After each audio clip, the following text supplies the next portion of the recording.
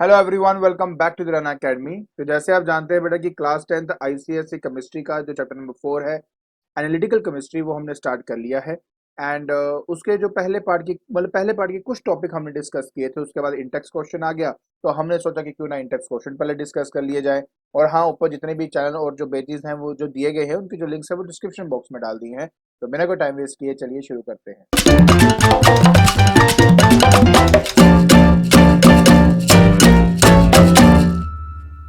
सो देखिए बेटा, सबसे पहला सवाल क्या है, कहता है कि what do you understand by the following.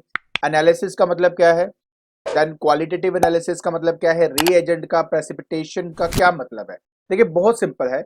जब हम एनालिसिस के बारे में बात करते हैं तो एक सिंपल सा एग्जांपल देता हूं। मान लो आप में से कोई एक सॉल्ट लेके आते हो और आप मुझे देते हो कि सर एक काम करिए, आप मुझे सिर्फ ये बताओ कि इस सॉल्ट के अंदर कौन सा मेटल आयन प्रेजेंट है, ठीक है, या मतलब बेसिकली कौन सा कैटायन प्रेजेंट है या कौन सा एनायन प्रेजेंट है, ये आप मुझे बताइए। तो पहले मेरा आपसे ये जो होगा क्वेश्चन ये होगा कि अच्छा मुझे पहले ये बताओ, आपने क्या सिर्फ यही जानना है कि कौन सा सॉल्ट है, या आपको ये भी पता करना है कि उस सॉल्ट को बनाने के लिए जितने भी कंपोनेंट इस्तेमाल किएंगे वो किस क्वांटिटी में है, क्या आपने वो एनालिसिस करवानी है। तो बस इसी को ही एनालिसिस का नाम कहा गया। किसी भी केमिकल कंपाउंड के अंदर जो कंपोनेंट्स डले होते हैं ना, वो कौन से कंपोनेंट्स है वो जानने का जो तरीका है, मतलब उस प्रोसेस को बेसिकली एनालिसिस का नाम दिया गया।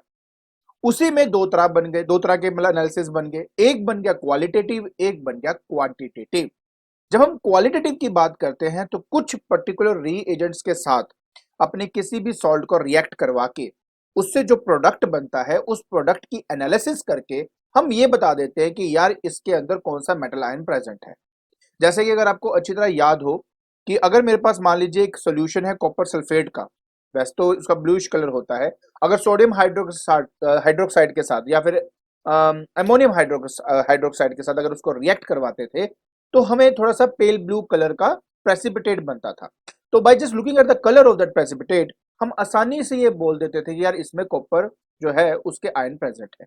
तो इसको मतलब सिर्फ कलर देखकर आइडेंटिफाई करना है ना, या प्रोडक्ट को देकर मतलब आइडेंटिफाई करना कि यार ये कौन सा सॉल्ट हो सकता है, उसको हम कहते हैं क्वालिटेटिव।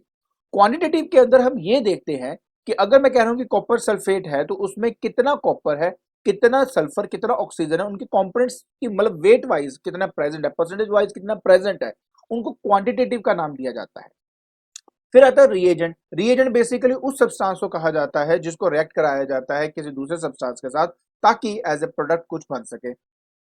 अब बात की जाती है प्रेसिपिटेट की, प्रेसिपिटेशन की। प्रेसिपिटेशन क्या है, देखिए एक सिंपल सा प्रोसेस है, एक ऐसा प्रोसेस जिसके अंदर हम क्या करते हैं, मेरे पास एक सॉल्ट का सॉल्यूशन होता है, हम basically alkali as a reagent का इस्तेमाल करते हैं क्योंकि जब हम उसको उसके साथ रिएक्ट करवाते हैं तो हमें क्या मिलता है, हमें प्रेसिपिटेट मिलता है। उस प्रेसिपिटेट के कलर को आइडेंटिफाई करके आसानी से आइडेंटिफाई किया जा सकता है कि कौन सा सॉल्ट का सॉल्यूशन है। तो ये जो पूरा प्रोसेस होता है जिसके अंदर हम दो डिफरेंट सॉल्यूशन को आपस में मिक्सअप करते हैं और उससे एक इनसोल्यूबल मतलब जो है सॉलिड को क्रिएट करना, इस पूरे प्रोसेस को प्रेसिपिटेशन का नाम दिया गया। और जो इनसोल्यूबल सॉलिड हमारे पास बनता है उसको हम प्रेसिपिटेट कहते हैं। तो बहुत सिंपल सी बात है। ये मैं ऑलरेडी आपको देखो डिटेल में अच्छी तरह समझा चुका हूं। अभी क्वेश्चन का आंसर देना था जो मैंने आपको दे दिया है। फिर हमारे पास आता है right the probable colour of the following salts. कुछ नहीं है, आयरन 3 क्लोराइड है, इसका जो कलर है बेटा येलोइश कलर होता है। अगर हम इसको सोडियम हाइड्रोक्साइड के साथ या अमोनियम हाइड्रोक्साइड के साथ हम रिएक्ट करवाते थे तो इसका क्या था, रेडिश ब्राउन कलर हमें मिलता था। तो देखो बेटा, आपको ये भी पता होना चाहिए कि सॉल्ट खुद सॉल्ट है, उसका जो सोल्यूशन है वो बेसिकली किस कलर का होता है, एंड आफ्टर रिएक्शन वो मुझे क्या देता है, ये बात भी आपको पता होनी चाहिए। उसी तरह मेरे पास पोटेशियम नाइट्रेट है, ये कलरलेस होता है बेटा।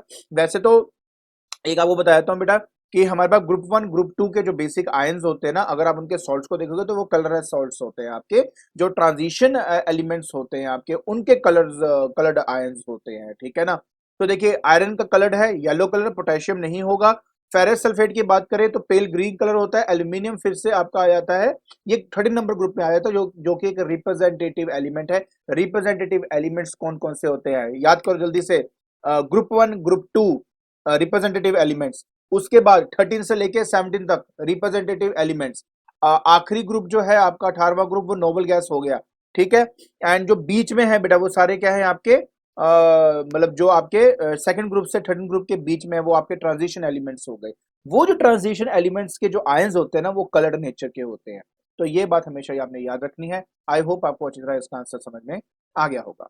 अब हम बात करते हैं कि name the probable cation present based on the following observation. कहता है white PPT insoluble in NH4OH। अच्छा अच्छा, एंड सोल्यूबल इन NaOH। ये बात की जा रही है बेटा आपके लेड की, Pb2 पॉजिटिव। अगर आप इसके सॉल्ट्स की देखोगे ना, रिएक्शन मैंने आपको दिखाई हुई है, कहां पर ये इनसोल्यूबल बनाता है और कहां पर एक्सेस अमाउंट ऑफ NaOH डाल के वो सोल्यूबल बन जाता है। मैंने आपको सारी बातें बताई हुई हैं, एक बार अच्छे से वीडियो को जरूर देखना। एंड जो ब्लू कलर बात बोल दी ना, बस जैसे ही ब्लू कलर बोला समझ जाना ये कॉपर 2 पॉजिटिव आयन के बारे में बात हो रही है। बात खत्म, ज्यादा कुछ सोचने की जरूरत नहीं है, आंसर यहां से आ जाएगा।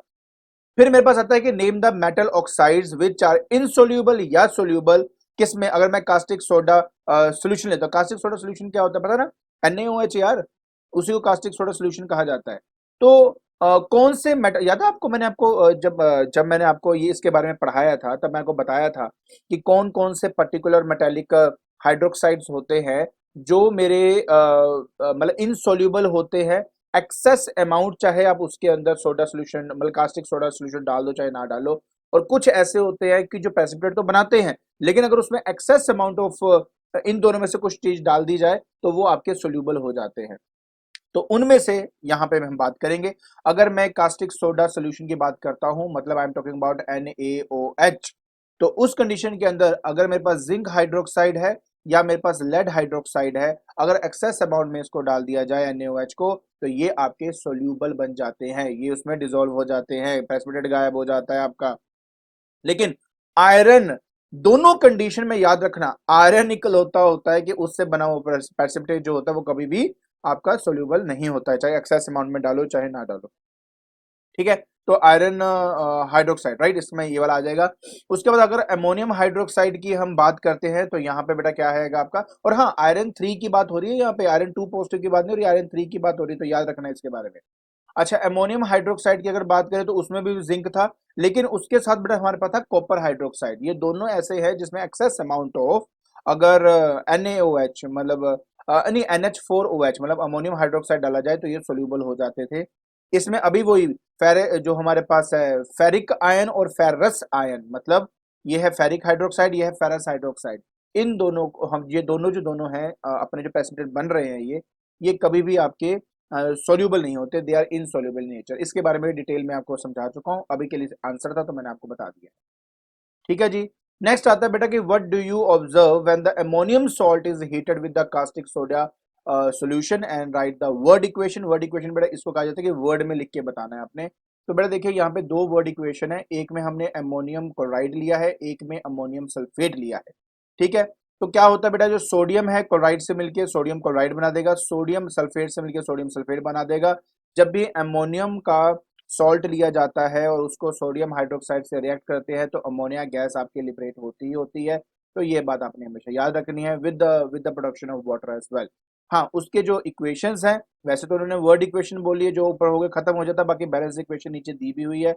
आप इन दोनों को देखकर ये जो है मतलब बैलेंसिंग कर भी सकते हो, से देख भी सकते हो कि एग्जैक्टली हो क्या रहा है। बाकी मैंने वीडियो में डिटेल में इसके बारे में बताया भी आपको।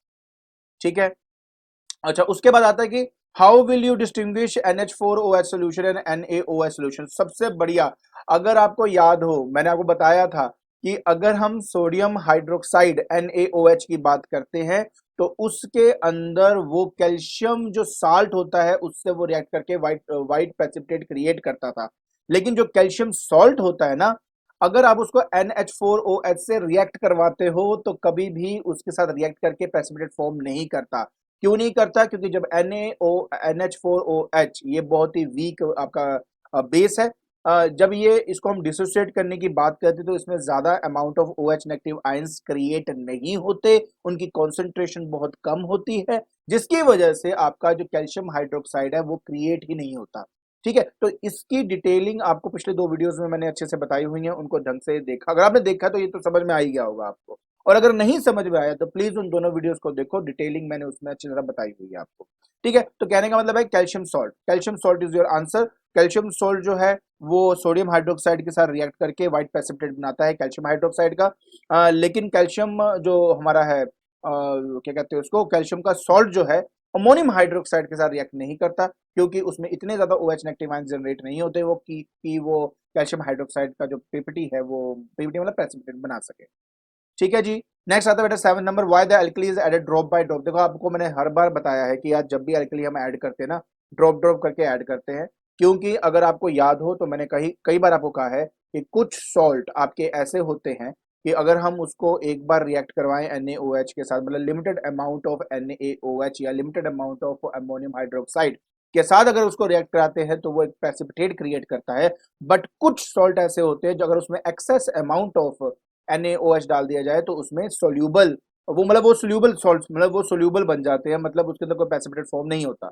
तो अगर लार्ज अमाउंट के अंदर NaOH को एक साथ डाल दिया जाएगा तो प्रेसिप मतलब ये इतना तेज रिएक्शन, मतलब इतनी जल्दी सब कुछ हो जाएगा कि प्रेसिपिटेट बनेगा ही नहीं और एकदम से सोल्यूबल सब कुछ हो गया, तो पता ही लगेगा कि प्रेसिपिटेट बना कि नहीं बना।